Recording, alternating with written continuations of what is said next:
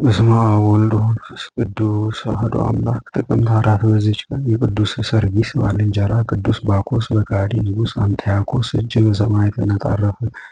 ይህም እንዲህ ነው። እሊህም ቅዱሳን ከሃዲ ንጉሥ መክስሚያኖስ በያዛቸው ጊዜ እነርሱ ወታደሮች ነበሩና ትጥቃቸውን ቆርጦ ታላቅ ስቃይን አሰቃያቸው። ከዚህም በኋላ ወደ ሶርያ ሀገር ወደ ንጉሥ አንጥያኮስ ሰደዳቸው። እርሱም ቅዱስ ሰርጊስን አሰረው።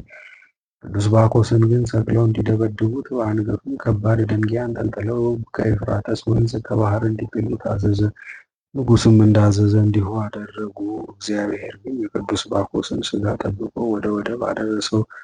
በዚያ ወደብ አቅራቢያም በገድል ተጠምደው የሚኖሩ የአንደኛው ስሙ ማማ የሁለተኛው ባባ የሚባሉ ባህታውያን አሉ። ለእሊህ ወንድሞች ከእግዚአብሔር የታዘዘ መልአክ ተገለጠላቸውና ሄደው የቅዱስ ባኮስን ሥጋ ወደ በዓታቸው እንዲወስዱ አዘዛቸው። በዚያንም ጊዜ መልአክ እንዳዘዛቸው ሄዱ።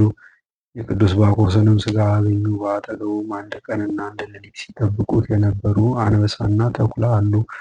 እነርሱም ከሰው ሥጋና ከእንስሳ በቀር የማይመገቡ ሲሆኑ ግን ከልዑል አምላክ ዘንድ ስለታዘዙ ነው።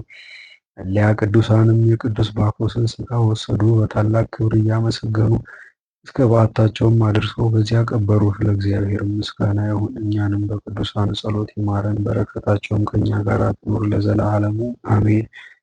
በዚችም ቀን ከ72ቱ አርድእት አንዱ ሐዋርያ ቅዱስ ሐናንያ በሰማዕትነት አረፈ። ይህም ቅዱስ በሐዋርያት እጅ ለደማስቆ ሀገር ኤጲስቆጶስነት ተሾመ። እርሱም ክብር ይግባውና ጌታችን በደማስቆ ጎዳና ተገልጦለት ለወንጌል ትምህርት በጠራው ጊዜ ለሐዋርያ ጳውሎስን ያጠመቀው እርሱ ነው። እርሱም አስቀድሞ ለገብርኤል ወገኖች አስተማሪ፣ ብዙዎች በሽተኞችን አዳናቸው። ብዙ ሰዎችንም ክብር ይግባውና ወደ ጌታችን ኢየሱስ ክርስቶስ ሃይማኖት መለሳቸው። ከዚህም በኋላ ስሙ ሉቂያኖስ የሚባል መኮንን ያዘው። በምድር ላይ ደሙ እንደ ውሃ እስከሚፈስ ድረስ ገረፈው። ጎኖቹንም በብረት በትሮች ተነጣጠቀ፣ ደረቱንም በእሳት መብራቶች አቃጠለ። ከዚህም በኋላ ከከተማ ውጭ አውጥተው በድንጋይ ይወግሩት እንዳዘዘ፣ በዚህም ነፍሱ በእግዚአብሔር እጅ ሰጠ። እግዚአብሔርም ምስጋና ይሁን፣ እኛንም በዚህ ሐዋርያ ጸሎት ይማረን፣ በረከቱም ከእኛ ጋር ትኑር ለዘላለሙ አሜን። በዚችም ቀን ለከበሩ ሮማውያን ጻድቃን ጃንደረባው ዮሐንስና የገብረ ክርስቶስ መታሰቢያቸው ነው። ዳግመኛም በአንድነት ለነገሱ የኢትዮጵያ ነገሥታት ያለ ፈረቃም በፍቅር አንድነት በአክሱም ተቀምጠው ለገዙ ለአብርሃና ለአጽብሃ የዕረፍታቸው መታሰቢያ ነው። በረከታቸው ከእኛ ጋር ትኑር ለዘላለሙ አሜን።